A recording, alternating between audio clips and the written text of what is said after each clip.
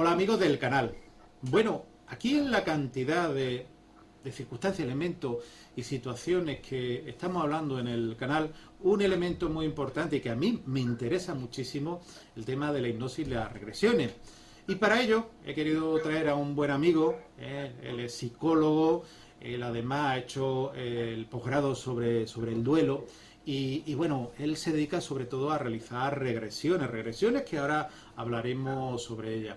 Él se llama Xavier Aguilar, tiene una página interesantísima, al final hablaremos de sus datos de contacto, xavieraguilar.com, con X, lo de xavieraguilar.com, todo junto. Xavier, muy bienvenido al canal y de verdad todo un placer tenerte aquí, aunque no sea en persona, pero por lo menos poder verte y poder hablar contigo. Buenas tardes, Miguel Ángel. Lo que encuentro faltar, ya sabes, los abrazos. Un abrazo Efectivamente. tuyo y Eso es una de las cosas que quizás me ha echado uno de menos en todas estas situaciones, Xavier. Muchas personas escuchan y conocen la hipnosis como la hipnosis espectáculo. Lo hemos hablado alguna vez, la hipnosis, pues bueno, de poner una mano recta, pero que no tiene ninguna otra capacidad. El caso de la hipnosis, ¿cómo comienza y cómo funciona, Xavier? bueno, yo bajo mi punto de vista y como yo he trabajado, la hipnosis no deja de ser un engaño permitido. Es decir, de una manera u otra influenciamos a la otra persona considerando que la otra persona se deja, en este caso, que actuemos sobre ella. Y entonces actúa en relación a una serie de parámetros que nosotros le vamos comunicando. Y esta sería la hipnosis. Lo que pasa es que para trabajarlo en terapia hemos de abandonar esta sensación que tenemos de espectáculo y hacerlo de una manera que simplemente nos focalicemos en lo que realmente queremos trabajar. Claro, porque la hipnosis que vamos a hablar es la llamada hipnosis clínica, no la hipnosis espectáculo, como tú bien dices. Y uno de los elementos que le da miedo a las personas, que les preocupa, es perder la conciencia, no poder controlar. Está como cuando uno está en anestesia y la hipnosis no tiene nada que ver con eso, ¿verdad? Realmente la hipnosis, yo para la que he conocido, la que conozco y la que trabajo, jamás tienes una pérdida de conciencia. Es decir, siempre eres consciente de todo. Sí que realizas actos que a lo mejor piensas que no son los habituales en ti, pero estarías autorizándolos de alguna manera. Es decir, no irían sobre todo nunca contra tu moral. Y siempre estás consciente de lo que realmente realizas. Siempre. Siempre estás consciente y también quién se puede hipnotizar, quién no se puede hipnotizar, desde qué edad se puede hipnotizar. Hay unos límites, ¿qué límites son estos? Bueno, los límites son para mí simplemente los límites que puede tener la persona. Es decir, determinadas personas en unas situaciones patológicas con unas enfermedades muy determinadas, sobre todo enfermedades mentales en este caso, no serían personas hipnotizables. El resto de personas, claro, porque cualquier persona es capaz de focalizarse en una sola cosa. Yo siempre comparo, la hipnosis es como ir al cine. En el cine estás pendiente de la película. En la hipnosis estarías pendiente de la voz del instructor de la hipnosis. Por lo tanto, todos somos hipnotizables. Si todos somos hipnotizables, ¿cuesta más hipnotizar unas personas que otras o todas las personas? ¿Cuánto tiempo se tarda en un hipnosis? Porque claro, la persona que no conoce parece que llega, vuelvo a decir, el espectáculo, llega el hipnotizador a hacer, hipnotízate, y más o menos no funciona así, ¿no? No, está claro que para cualquier hipnosis necesitas un trabajo previo. Es decir, una buena entrada de hipnosis necesita un mínimo de media hora. Media hora tranquilamente para poder todos los aspectos somáticos de la persona puedan reaccionar a lo que tú le estás diciendo. Ahora, cada vez se acortan más los tiempos, sobre todo cuando es en terapia y te interesa más una hipnosis muy suave. Pero realmente todas las personas, las edades, cualquier edad en la que ya puedan comenzar a focalizar y yo creo que no hay una edad que digamos mínima ni máxima. Lo que pasa es que, claro, en relación a si trabajamos con menores, pues lógicamente es mejor que haya un adulto a su lado, pero ya es por cuestiones morales y por la situación que puedan vivir, ¿no? Claro, Pero realmente hipnotizables lo somos todos y en cualquier edad. claro. Sí es cierto, perdona, lo que sí como comentabas, hay unas personas con una dificultad, las mentales. Y son dificultades porque son personas que no están pendientes de lo que tú les estás proponiendo, sino que están pendientes de la situación que están viviendo. Y entonces comienzan a pensar, bueno, ¿qué técnica está haciendo servir a este señor? ¿Cómo lo está haciendo? Este señor no me va a hipnotizar. Es decir, ellos van poniendo sus trabas. Y entonces esas personas son más difíciles de hipnotizar porque están más pendientes de situaciones determinadas que de seguir las instrucciones de la hipnosis. Claro, hay personas pues que lo que te hablaba tienen un concepto de la hipnosis muy diferente al que realmente es. Y yo te quería preguntar, ¿qué peligro puede tener una hipnosis? ¿Hay algún peligro? Bajo mi punto de vista, ninguno, porque la hipnosis no deja de ser conseguir que la persona llegue a un estado alterado de conciencia. Ese estado alterado de conciencia simplemente es una focalización sobre un tema en concreto. Ese tema en concreto puede ser un trabajo sobre una adicción, pero puede ser un trabajo sobre experiencias que ella ha tenido en su infancia o en otros momentos de su historia. Entonces, ¿qué peligro puede tener eso? Pues realmente que a lo mejor tenemos que revivir emociones que hemos tenido, pero que simplemente vamos a intentar solventarlas porque quedaron atrapadas en ese momento. Y Xavier, hay una cosa, a mí me han preguntado alguna vez, me imagino que a ti alguna vez también te lo habrán preguntado, ¿qué medicamentos pone para hacer una hipnosis? A mí me lo han preguntado y yo me he quedado un poco ojiplático. Evidentemente ninguno, ¿no? Evidentemente, como tú dices, ninguno. No se necesita ninguna cosa externa. Es decir, lo único que se necesita, y esto para mí sí que es fundamental, es tener confianza en la persona que te va a realizar la hipnosis. Tú dejas tu mente en manos de alguien, por lo tanto, esa persona a la que le dejas tu mente de alguna manera, tienes que tener plena confianza en él. Eso sí que es importante. Qué importante la confianza. ¿Y en qué habitáculo, en qué lugar se puede hacer? Porque, vuelvo a decir, no estamos hablando de la hipnosis que se hace espectáculo en un teatro, es algo muy diferente, ¿no? ¿Hay alguna posición especial? ¿Tú la realizas con un ambiente, una luz determinada, sonidos que te ayuden? ¿Cómo lo haces?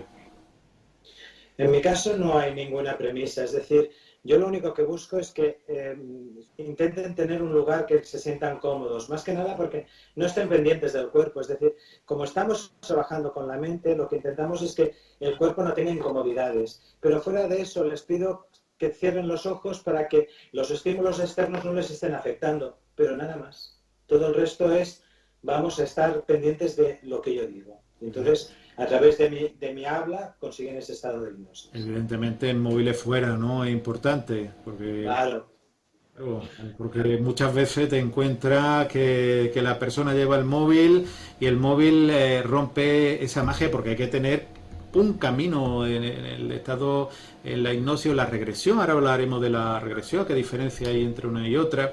En las regresiones, tanto en la hipnosis, hay que estar el tiempo que la relajación se vaya continuando. Tú no es bueno partirla por la mitad, ¿no? Que un sonido, un teléfono, no sería positivo, ¿no? mira, no sería nada positivo, pero tampoco lo veo como negativo. Es decir, yo cualquier sonido, porque además todos trabajamos en lugares en los que puede producirse en esas situaciones, y entonces simplemente es incorporarlos a la situación de hipnosis. Es decir, fuera del lugar en el que estamos trabajando puede haber una obra, puede haber una sirena, puede haber mil situaciones y simplemente lo que hacemos es incluirlos dentro de la sesión. Y los incluimos como si fueran objetos o situaciones completamente normales, porque no podemos evitarlo, eso existe. Y no podemos estar en un lugar sin sonidos, sin movimiento. Todo eso existe, por lo tanto, lo mejor es poderlo incluir y que la persona no se sienta afectada. Claro, si no me tienen el móvil, mucho mejor. Pero si el móvil sonara, ese móvil lo vamos a incluir en la sesión. Te he comentado la diferencia entre hipnosis no regresiva y la hipnosis regresiva. ¿Qué diferencia encuentra? Bueno, digamos que en la hipnosis de alguna manera lo que no hay es una interactuación con el paciente, ¿no? Sino que en la hipnosis hay una dirección hacia un objetivo. Entonces esa dirección puede ser con el objetivo, por ejemplo, de dejar de fumar o de suprimir determinadas adicciones o de modificar determinados hábitos. En cambio, en la hipnosis regresiva siempre hay interacción con la persona, porque esa persona lo que tiene es que llegar a un lugar que ella determina y a partir de ese lugar tiene que crear una historia. En esa historia comienzan a haber preguntas, comienza a haber una cierta dirección para entender qué es lo que ella está sintiendo en ese momento y cómo eso lo podemos llevar al término de ayudarle a que eso sea terapéutico. Y tú has hablado de estado terapéutico con la hipnosis regresiva. ¿Qué tipo de patología mejora, incluso se puedan curar con este tipo de terapia? Pues mira, generalmente desde fobias a estados de ansiedad, a cualquier dolor crónico, digamos psicosomático, estos dolores que no sabemos bien bien de dónde provienen porque hemos ido al médico y no sabemos su origen, pero continúan allí molestándonos, o cualquier situación repetitiva, parejas que vemos que siempre repetimos unos mismos patrones, esas situaciones que sabemos que nos falta una respuesta para poderla solucionar, ¿no? Y esa respuesta que nosotros no encontramos. Entonces, eso generalmente es porque ha quedado algo atrapado en nuestra historia y a través de la regresión normalmente encuentran esa solución. Vayamos a eso de las regresiones. Evidentemente, uno conoce y muchas personas conocen la historia o los libros de Brian Way, Muchas vidas, muchos maestros. El tema de, bueno, de regresiones, personas tienen curiosidad por saber quién era.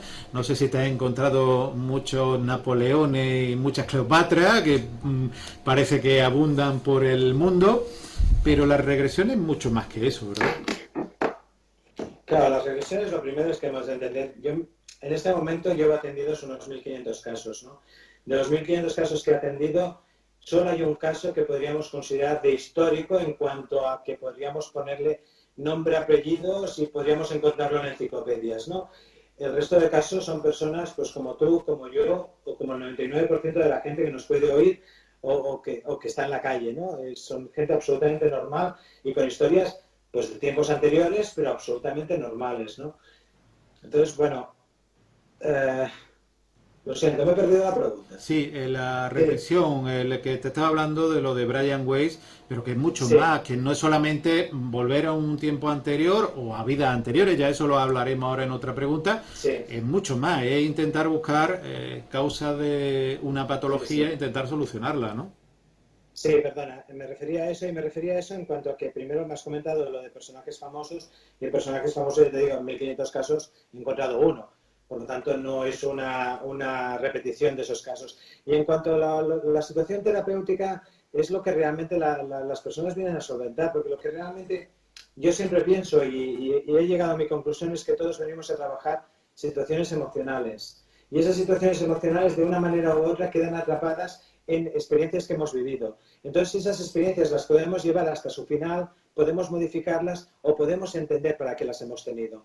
Entonces, cuando nosotros vivimos cualquier situación de repetir una pareja, por ejemplo, podemos entender que lo que estamos repitiendo es un patrón a lo mejor de abandono.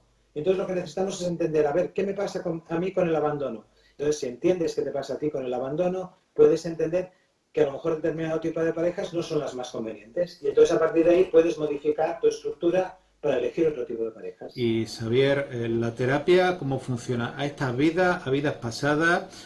Si va a vidas pasadas, estas son reales o pueden ser figuradas. ¿Cómo funcionaría mejor un tipo de terapia? Mira, eso es una lucha personal que he tenido siempre, ¿no? El hecho de intentar entender qué son. Entonces yo como psicólogo y como la mayoría de psicólogos, siempre pensamos que todos nuestros traumas están en la infancia, entre otros lugares, ¿no? Pero principalmente la mayoría de traumas parece que se originan allá por entender nuestra visión del mundo diferente a lo que vemos en la realidad como adultos, ¿no? Lo que pasa es que la gente generalmente cuando haces ese trabajo llega un momento en que no tienen suficiente con una experiencia en la infancia o en los momentos traumáticos que hayan podido vivir y son ellos mismos que se te van a relatar historias en las que ellos mismos se ven como personas de sexo diferente, en situaciones diferentes, en momentos históricos diferentes, pero que te relatan una emoción que es la que aquí también se está repitiendo. Es una emoción que en aquel momento, por lo que vivieron o por lo que te relatan, son emociones que quedaron a lo mejor truncadas, ¿no? Como puede ser por una muerte determinada en un momento inesperado o porque determinadas situaciones en aquel momento, por lo que fuera, no se pudieron solventar. Y es como que ahora están trabajando la misma circunstancia, pero en situación diferente. Entonces, creer que es una vida anterior o no, yo siempre lo dejo a que sea una decisión de ellos. Y cuando uno realiza una persona una hipnosis regresiva, ¿la persona fabula o crea o recuerda verdaderos recuerdos, valga la redundancia? Siempre sabes que hay esa duda de fabulación o manipulación de la fabulación o reales o recuerdos reales. ¿Cómo es tu experiencia? Mira, esta experiencia la comenté hace muchos años con José López Martínez, también un gran médico y que también tiene muchas experiencias sobre este tema. O con José Luis Caboli, que ha sido una de las personas que me ha influenciado mi trabajo. Y los dos me dijeron lo mismo. cuando lleves las experiencias que nosotros tenemos, acabarás creyendo que esto es real. Y realmente las primeras experiencias que yo tuve siempre me hacían dudar. Esto es fabulación, se lo están inventando, no puede ser. Pero después el aporte de datos que me iban proporcionando mis pacientes, es decir, no puede llegar al engaño, no puede ser que todo esto lo inventen, no pueden tener los conocimientos para decirme todo lo que me están explicando. Es cierto que algunas veces te hace dudar, pero cuando llegas a la realidad y a la cantidad de casos que ya me he enfrentado, esto es real, esto es real. Siempre hay algún caso en las terapias, en las investigaciones que llaman la atención. Nos podría relatar alguno, evidentemente, sin contar a la persona, pero nos podría relatar alguno que te haya llamado especialmente la atención. Yo tengo algunos casos importantes, ¿no? Uno para mí que fue muy importante y que he relatado muchas veces es un caso de un hombre que me vino en Menorca y que una de sus situaciones importantes era que él no podía viajar en avión. Había viajado toda la vida y llegó un momento dado en el que dejó de viajar en avión y que le producía un pánico inmenso el viajar en avión. Entonces me explico que además tenía en este caso una pareja que no era de aquí, sino que era de uno de los países soviéticos y que, claro, ella iba en 3 horas a su país y que él necesitaba a veces un día para poder llegar, ¿no? Y entonces que eso era una situación muy incómoda. Entonces, claro, él necesitaba trabajar esa situación. Y entramos en la regresión y sin más dudas lo primero que hace es llegar a una imagen en la que él se ve pilotando un avión. Porque claro, yo lo primero que le pregunté es ¿desde cuándo sucede que tú tienes este miedo? Entonces él me explicó que ese miedo le sucedía desde que salieron las imágenes por televisión de aquel 11 de septiembre en el que cayeron las Torres Gemelas. Entonces, bueno, no sabía qué relación podía tener, pero entramos en la regresión. En la regresión se ve como ese piloto japonés llevando un avión. Y después lo siguiente que me relata es que se está tirando y me estaba explicando el miedo, el pánico que él tenía de hacer aquella acción. Se estaba tirando por órdenes que había recibido contra los aviones americanos, contra los barcos americanos. Entonces, bueno, él entendió que esa fue su situación y que el recuerdo que le vino a través de las Torres Gemelas era que él había vivido una situación en propia piel absolutamente similar, ¿no? Tirarse con el avión japonés contra los barcos americanos era lo mismo que se realizó en las Torres Gemelas. Entonces, cuando llegó ese input que le hizo reaccionar, él empezó a tener miedo. Cuando él reconoció que eso no le pertenecía a él, sino que pertenecía a ese sujeto que me estaba explicando, dejó de tener miedo y pudo empezar a volar otra vez. Ese es un caso importante. Después otro caso para mí, de los más así, también más asiduos, es el de una enfermera que me vino con un dolor plantar importante, que hacía más de un año que estaba de baja, que no se podía mover, y que en ese dolor plantar, lógicamente, trabajando en un hospital, pues le habían hecho todas las revisiones oportunas los médicos y no habían encontrado absolutamente nada. Bueno, pues al final, en un relato mucho más largo del que voy a realizar ahora, simplemente ya encontró que en un momento dado, por una historia personal suya, su marido en una época anterior le estaba clavando unos clavos en los pies para que no pudiera caminar a pedir auxilio. Entonces eso le llevó a no poder caminar. Entonces aquí se produce ya un trabajo que digamos que ya entra un poco en la somatización, también entra un poco en lo que diríamos chamanismo, que yo quiero dudar ahí mucho, pero claro, es que la persona lo vive como muy real, ¿no? Y entonces se extrajeron esos clavos de una manera así inusual, porque para mí no son visibles y para las personas que estamos atendiendo esa situación parece que eso es completamente irreal, pero la persona que está viviendo eso sí que lo vive como real. Extraes esos clavos de esa manera artificial y resulta que esa persona a partir de entonces deja de sentir dolor. Entonces eso para mí es un caso también muy importante en cuanto a la resolución de los dolores, como puede ser la resolución de dolores en muerte, ¿no? Cuando una persona siente un dolor muy agudo durante mucho tiempo en alguna parte del cuerpo y resulta que después tú también haces ese tipo de extracción y de curación y esa persona deja de sentir los dolores. Claro, eso puede ser muy efecto placebo, no voy a discutir eso porque seguramente también tiene una Claro, parte. pero por ejemplo, para las personas, era una de las preguntas que te quería hacer. Tu trabajo final fue sobre el duelo. Para el tratamiento del duelo, sabemos que desgraciadamente ha habido una época pues, muy complicada, con fallecidos, que bueno, realmente eso siempre puede suceder.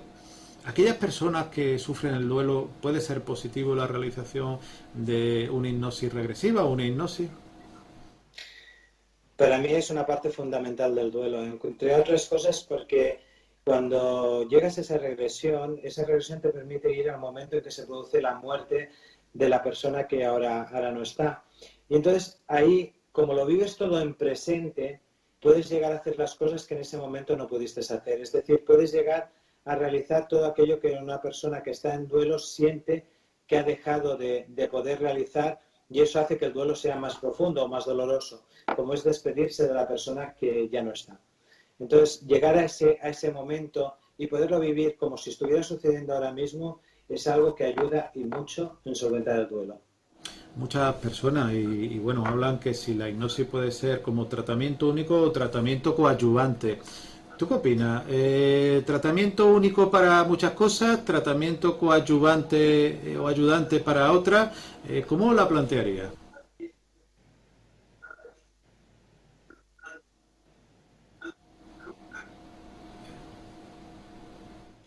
Bueno, yo nunca discutiré que cualquier situación médica es prioritaria delante mío. Es decir, yo nunca voy a utilizar mis conocimientos en contra de la medicina. Creo que la medicina tiene su función muy importante, o otros tratamientos psicológicos que también lo pueden ser.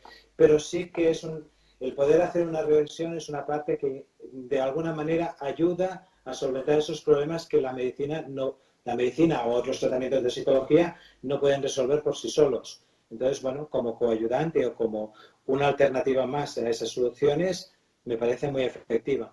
A veces puede hacer cosas que no hacen las otras medicinas, ¿no? Las personas que practicamos la hipnosis, siempre le hago la misma pregunta. Hay una lista, no sé si llamarle una lista negra, donde hay muchas terapias pues que quieren proscribirla y una de ellas es la hipnosis. ¿Qué opina de esa lista negra? Bueno, yo creo que lo que pasa es lo de siempre, ¿no? La intromisión, ¿no? El hecho de que, primero, que no haya terapeutas bien formados, y después el hecho de que algunos se consideren que son más allá de lo que son. Entonces, cuando queremos suprimir alguna de las posibles ayudas que podemos tener todos para solucionar nuestros problemas de salud, pues nos estamos equivocando. Cualquier medida que intentemos para solventar nuestras medidas de salud sin suprimir las otras, yo creo que es fundamental. Es decir, no puedes hacer mi terapia y suprimir por eso la medicina habitual. La medicina habitual es muy importante, pero también la psicología, también otras posibles alternativas médicas o de terapias alternativas también pueden ayudar a la persona, porque en el fondo la persona no somos nada más el cuerpo físico, también tenemos nuestra situación mental, y en nuestra situación mental también existe el placebo. ¿Por qué no el placebo no puede ser esa forma de ayudarnos a solventar esas situaciones? Evidentemente es una forma de terapia, pero bueno, está en esa lista, aunque somos muchas las personas en contra de que la hipnosis se encuentre en esa lista. Sí, la regulación, que lo realicen pues personas que tengan una preparación, como puede ser el caso tuyo, que él tenga esa seriedad y que tenga esa capacidad de resolución. A fin de cuentas, ha estudiado una carrera de psicología y tiene una preparación amplia. Xavier, estamos llegando al final del programa. Hemos dicho tu página web xavieraguilar.com con X, lo de Xavier. Pero aquella persona que quiera contactar contigo, ¿hay algún otro medio donde puede hacerlo? Bueno, principalmente a través de la página web, o también a través del mail, que es info@xavieraguilar.com, o a través del teléfono móvil, que es el 686-67-6736. Cualquiera de esos medios atiendo lo más rápido que puedo en relación a lo que esté trabajando en ese momento, ¿no? ¿Puedes repetir otra vez el correo y el teléfono? Porque creo que hay Sí, pequeños desfases y pequeños microcortes que estamos sufriendo desde hace sí. varios meses y no quiero que se quede en la pérdida. Vale, el correo es info@xavieraguilar.com. Perfecto. Y el teléfono es el 686-67-6736. Ahí están las formas de contacto con Xavier. Xavier, nada más que me queda darte las gracias por hablar de este tema que tanto nos apasiona y bueno, realmente tiene esa efectividad, aunque quieran hacerlo desaparecer, yo creo que va a ser muy difícil porque tiene esa base, sobre todo esos resultados y esa inocuidad que es lo más importante. Xavier, de verdad, muchísimas gracias y bueno, espero verte en persona, pues no dentro de mucho, dentro de poco y poder darte ese abrazo que realmente el que a uno se le apetece. Un fuerte abrazo. Muchas gracias, Miguel Ángel. Ya sabes que las ganas que tenemos de vernos y poder tomar una tapa o un vermut en algún sitio es lo mejor que podríamos realizar. Por supuesto, un Muchas fuerte gracias. abrazo. Un fuerte abrazo.